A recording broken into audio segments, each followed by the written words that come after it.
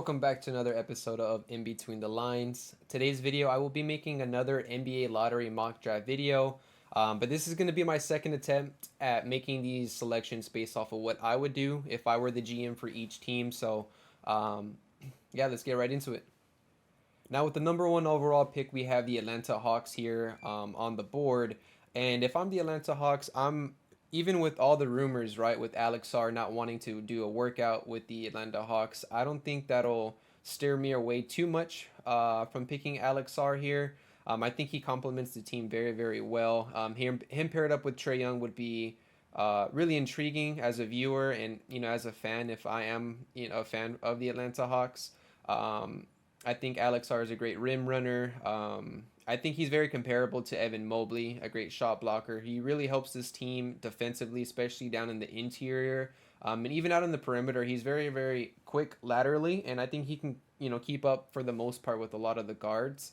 To me, in a sense, he's kind of like a more taller Bam Adebayo with how quick he is on his feet.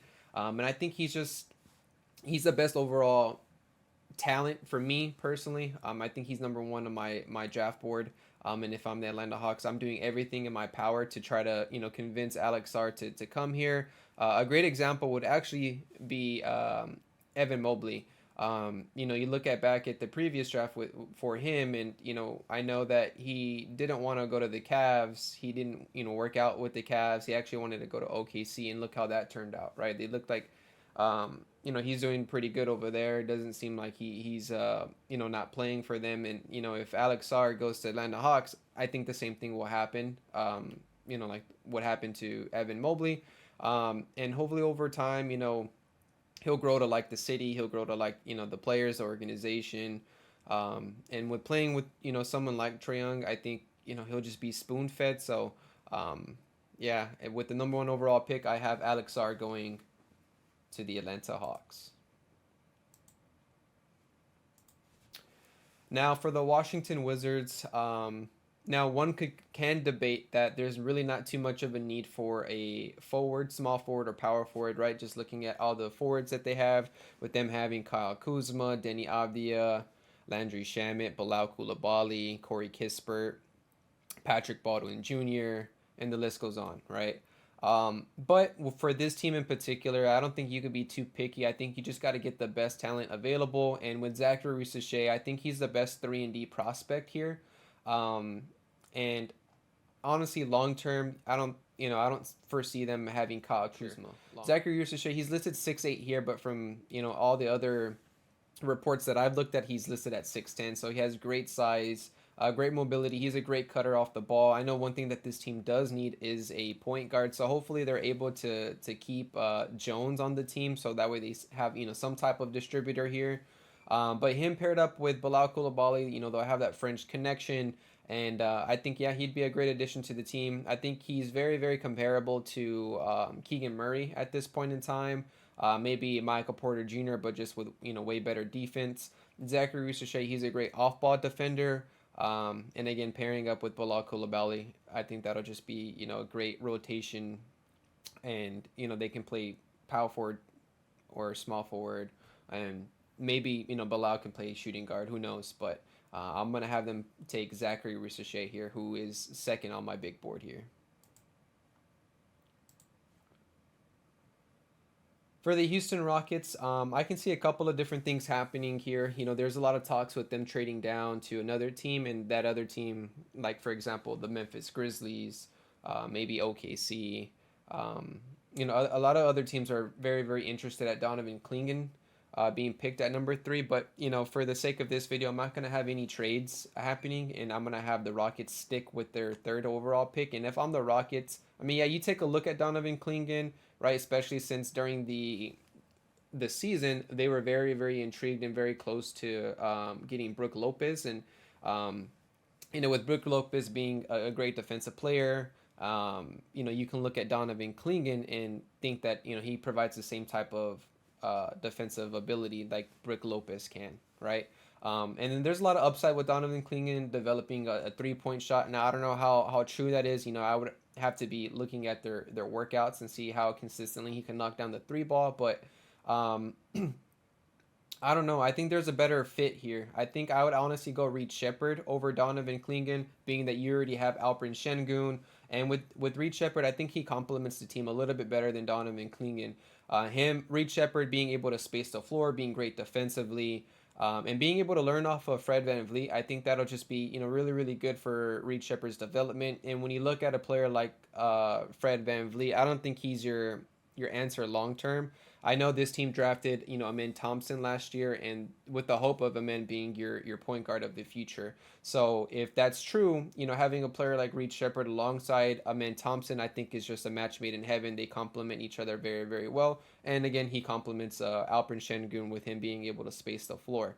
And it also Reed Shepard also is kind of like a backup for Amin, right? If Amin doesn't develop playmaking wise like the way you'd want him to, then you also have Reed Shepard, who has the ability to play make. You look at his college days back in Kentucky. I thought he did a very good job at being able to get players the ball, and even with him playing behind or alongside Rob Dillingham and the other DJ Wagner, other guards there at Kentucky. I think Reed, he doesn't really need the ball to be successful, but can definitely play make when he's asked to. So I'm gonna have them going Reed Shepard here.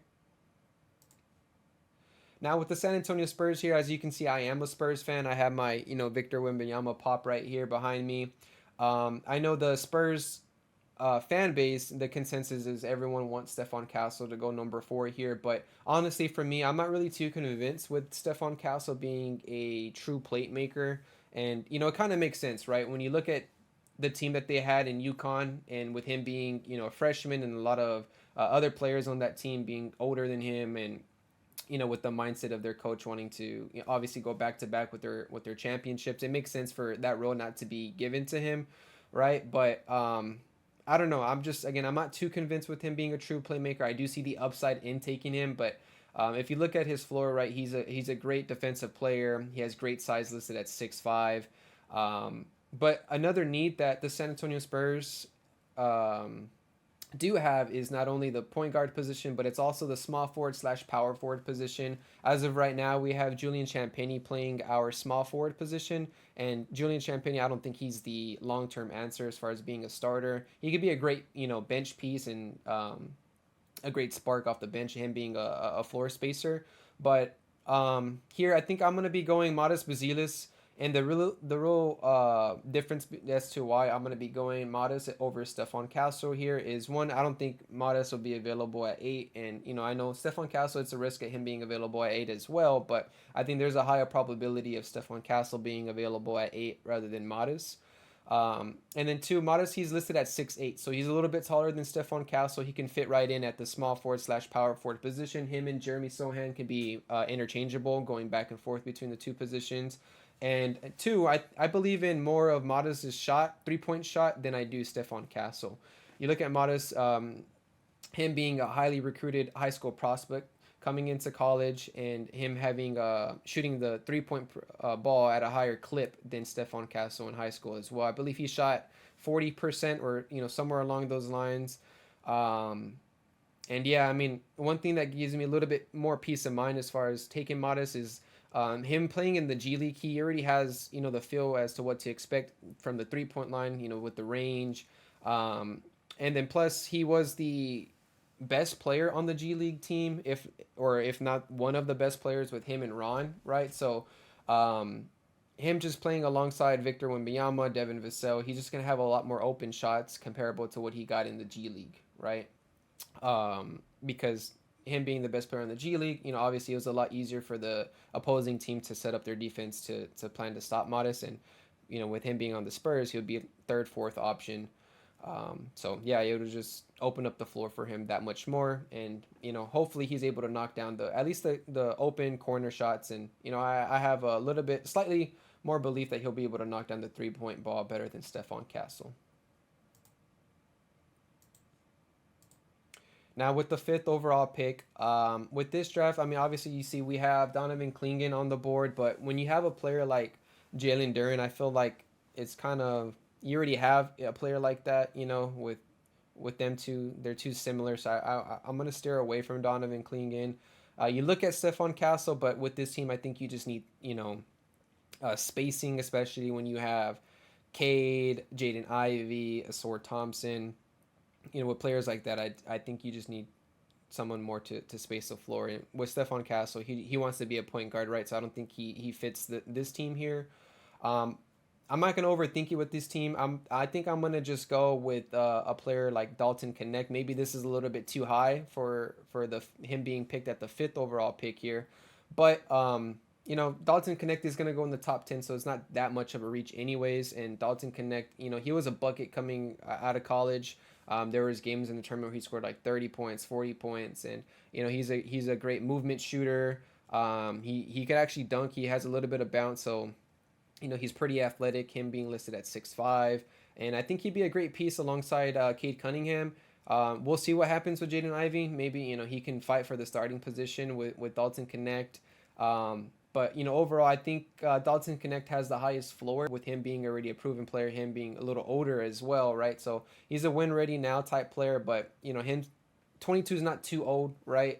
He kind of fits the timeline with Cade now, and yeah, I mean, I just think he complements his team too much for him, compared to the other prospects here. I feel like the other prospects may have higher ceilings, but then again they have lower ceilings lower floors as well. So yeah, I'm gonna be going Dalton Connect. Now for the Charlotte Hornets, for this team, I think we need just a winning type player and a defensive minded player. The two prospects that I'm looking at, or three prospects, is Ron Holland, Stephon Castle, and Donovan Clingan.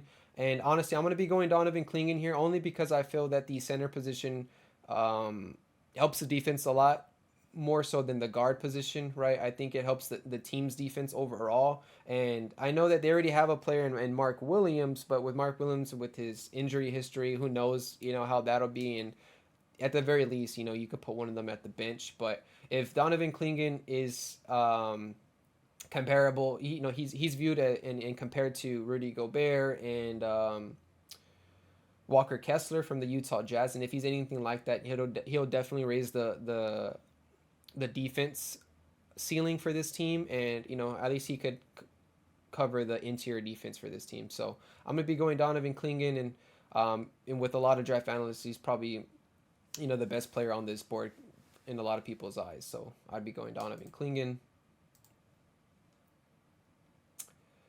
Now for the Portland Trailblazers, I'm not going to have them take Stephon Castle. Again, it's the same thing. Stephon Castle wants to play the point guard position. I don't see them doing that when they already have Anthony Simons and Scoot Henderson. I also don't see them taking Rob Dillingham. For them, I'm going to have them take Ron Holland, another highly recruited high school prospect. I believe he was top 3 in high school, and Ron Holland, I think he really does have a high ceiling. If he can develop a shot, I think it'd be a match made in heaven for this team. And if the Portland Trailblazers do hold on to Jeremy Grant, you can kind of model your game after Jeremy Grant. I know Jeremy Grant was kind of viewed as the same way as far as not being able to shoot the three ball coming out of college. So hopefully Ron Holland can develop the same type of shot that Jeremy Grant has, and even if he doesn't, Ron Holland has a great motor.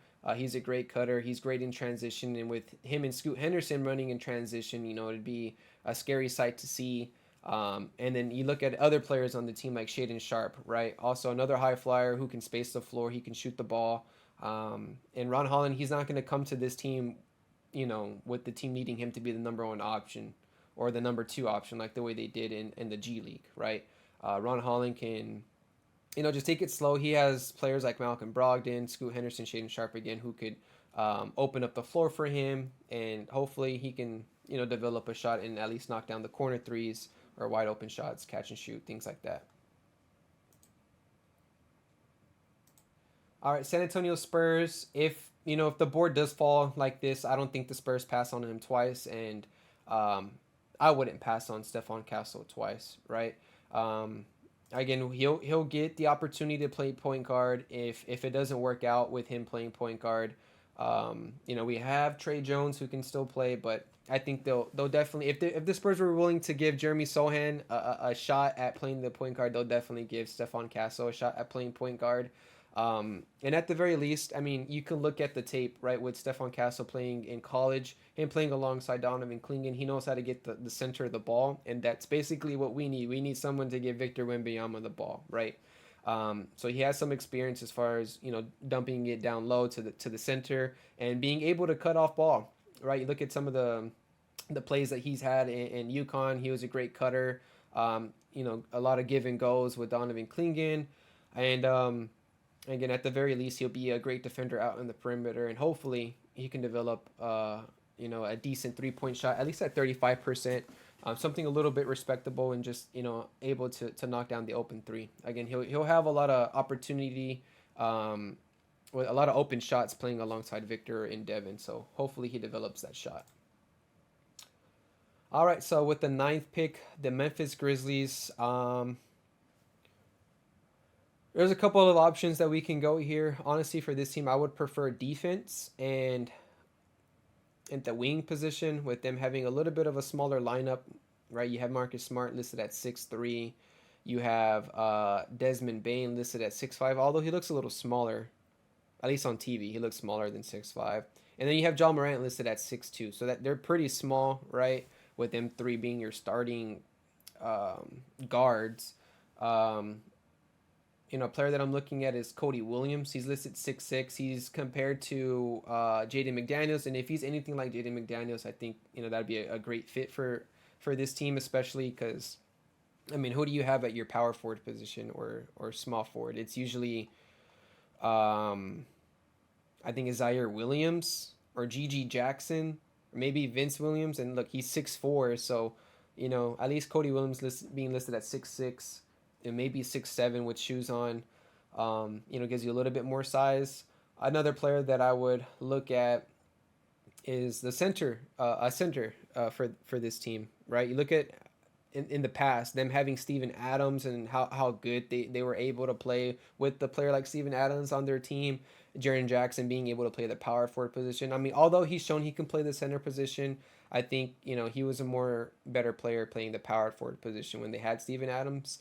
And that's ultimately going to be the direction that I'm going to be going here with this team. I'm going to be going with a player like Zach Edey, who's a win ready now type player. He's not really you don't need to develop him too much, right? And with some of the videos that I've seen, he looks like he's capable of shooting the 3-point shot. So if he can hit a couple open threes here and there, then sky's the limit for this team, right? Zach Edey's also known as being the best screen setter.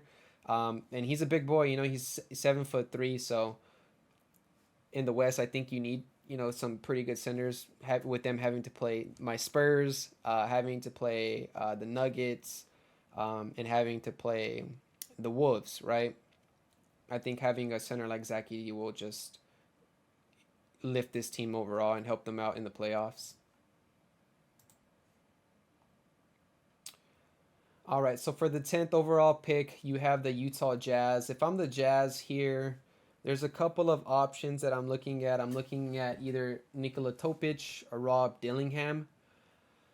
And I'm kind of torn. I know with Nikola Topic, he had an injury, right? I think he had a partial ACL tear in his knee, so maybe they don't pick him here. It all really depends on how severe that injury is, if I'm being honest. If it's not too severe, I can definitely see them picking Nikola Topic, just a pure distributor, a pure playmaker, who can give the ball to Lauri Markkanen, Walker Kessler, Colin Sexton, and Keontae George. I know Keontae George and Colin Sexton were kind of the point guards for this team last year, but I view them more as scoring guards than I do playmaking guards. So.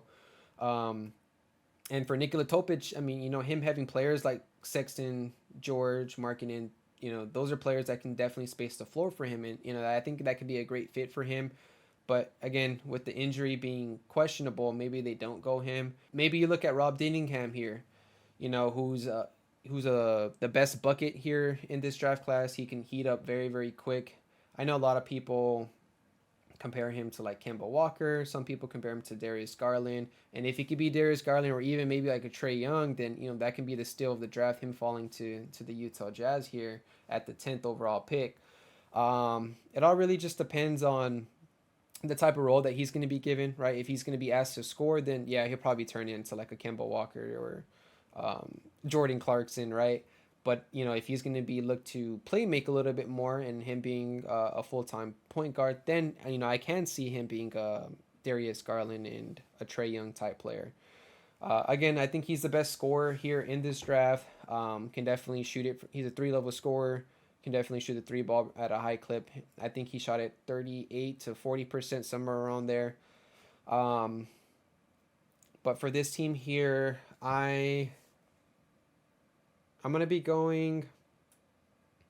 I'm gonna be going Rob Dillingham here, just because of the injury thing going on with Nikola Topic, and at the very least, he can learn off of Jordan Clarkson if he's asked to be a 6 man. So, yeah, if the Utah Jazz want to get rid of Jordan Clarkson, then you can look to trade him after he's learned, after Dillingham has learned a little bit from Jordan Clarkson. So.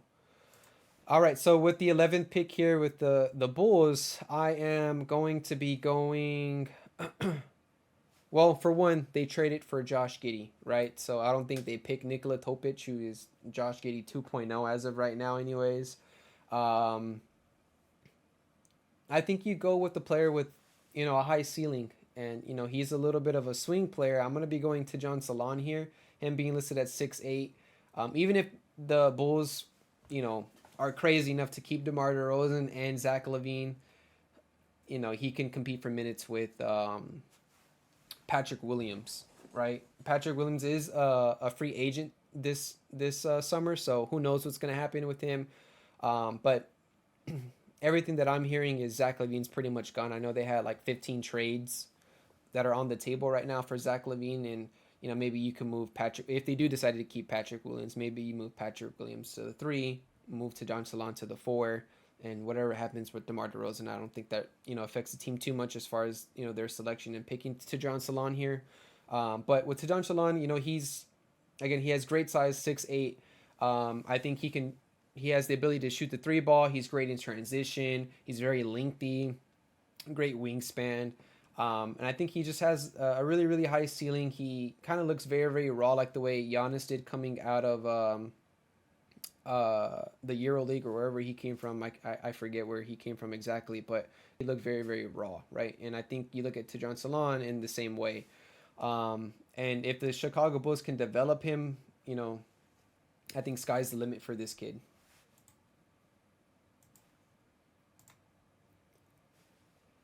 For the OKC Thunder here, if I'm being honest, right, I kind of want to go with the center here, being that they already have a perimeter defender that they traded for in Alex Caruso. If they didn't take Alex Caruso, maybe you do go Cody Williams here. But again, this is going to be based off of what I would do and not what the team would do. Maybe I think the team would honestly go Cody Williams here, and that I'm torn between Cody Williams and Khalil Ware. Again, back to my same point with the Grizzlies and them taking Zach Edey. I think in the West you just need height, right? You look at the Nuggets, Spurs, you look at the Wolves, right? Them having all that size. And if you're OKC, you're going to have to get through.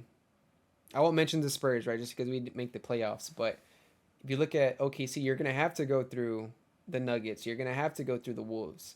And, yeah, I just think you need bodies to throw at, like, Nikola Jokic. You need bodies to throw at Rudy Gobert and Karl Anthony Towns. So, yeah, I mean, I like Khalil Ware just because of his ability to shoot the 3 ball more. I think he shoots it at a more convincing clip than Yves Messi, or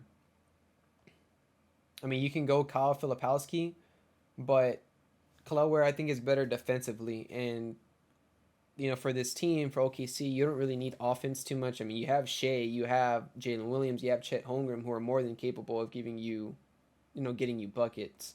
I think you need to go with the more defensive-minded center and someone who has the potential to shoot the three ball. And Keloware, Ware, he kind of reminds me of Nicholas Claxton. Great rim runner. Hopefully can be a great rebounder for this team. Good size at 6'10". And, when you have a player like Chet Holmgren, he can move down to the power forward position. So maybe, your lineup could be Shea. It could be Dort or Alex Caruso. It could be Williams, Chet, and then Keloware, Ware, right? When you play against those taller teams. Or if not, maybe you have Keloware Ware coming off your bench for Chet Holmgren, and then you start Alex Caruso, right? So, that's going to be my reason for picking Keloware Ware here. For the Kings, for me, I'm not going to go Nikola Topic. They don't need a point guard. They need someone who can space the floor, especially with De'Aaron Fox, Keon Williams, Domantas Sabonis. You need some floor spacers here. Keegan Murray is a great floor spacer. Maybe you go Cody Williams here. But on the other hand, you do need great defenders, and you need someone to distribute the ball, right? I know they have Davion Mitchell, but who knows what's going to happen with him. It looks like he only has 1 year left. So, and it's a team option. So maybe you get rid of Davion Mitchell and you go Devin Carter here. Devin Carter, he has a really, really high floor. I think he can still develop into a better player than what he is now. Surprisingly, he tied for the highest vertical at the combine, him and Reed Shepherd. He's shown that he has the ability to shoot the ball. I think he shot it at 38% in college. He's got a lot of blocks comparable to Derek White, Alex Caruso, just a player that type of role. And then you have Cody Williams again compared to Davion Mitchell. He shot the ball at a decent clip, but in college just low volume. I think he shot anywhere like 36 to 40%, somewhere around there. I know he was at 40%, but I think it kind of took a dip towards the end of the season. But then again, he was hurt. He did have an injury, so maybe that's what kind of, made that dip a little bit. So I can see them going either one of these two options here. But there was a rumor that Devin Carter got a promise from one of these teams, and I have a feeling it was from the Kings. Only because, again, him being a point guard, he can be a backup point guard with De'Aaron Fox, and maybe he can even play alongside De'Aaron Fox, like the way if Keon Ellis can do it, I think Devin Carter can do it. So I'm gonna be going Devin Carter, probably one of the best perimeter defenders here, if not the best perimeter defender. And to end off the lottery here, I'm not going Nikola Topic here, and I know it's kind of crazy with him falling this far. Whoever gets him, it'll definitely be a steal. If the draft actually does happen like this, but someone has to fall. Again, he could have very easily went to the Utah Jazz, but I just had them taking Rob Dillingham. I'm actually going to be going Cody Williams here. Again, him having a lot of upside. I think he'll be a great complementary piece alongside Scoot Henderson, Ron Holland, and Shaedon Sharpe. And you look at their history of the players that they've drafted. I mean, they got Chris Murray. They got Jabari Walker, Ryan Rupert. So they've had history of them picking development wings, and Cody Williams, I don't think he needs that much development compared to these other guys, but yeah, I mean, he's a great complementary piece for those players. So Cody Williams will be my selection here. So overall, I think the Blazers got great pieces, right? They took a high upside swing in Ron Holland, and if all pans out, he could probably be the best player in this draft. Who knows? And then they took a great player in Cody Williams, who, if he can be Jaden McDaniels, then that's another steal that you got there. So that's going to do it for today's video, guys. Let me know what you would do for your team, and let me know how I did, right? With this draft, it's very, very hard. I will say I know this draft is very, very crazy. Not really one prospect is viewed as a lock for the number one overall pick. I mean, even now, right, with the draft being this upcoming Wednesday, who knows what'll happen with the number one overall pick. But yeah, I mean, this draft, I mean, I feel like a lot of these players have a wide range, and yeah, I mean, it's very, very hard to predict. But yeah, just let me know your thoughts. Please give this video a like, subscribe if you are new, and thank you for all the support. Appreciate it.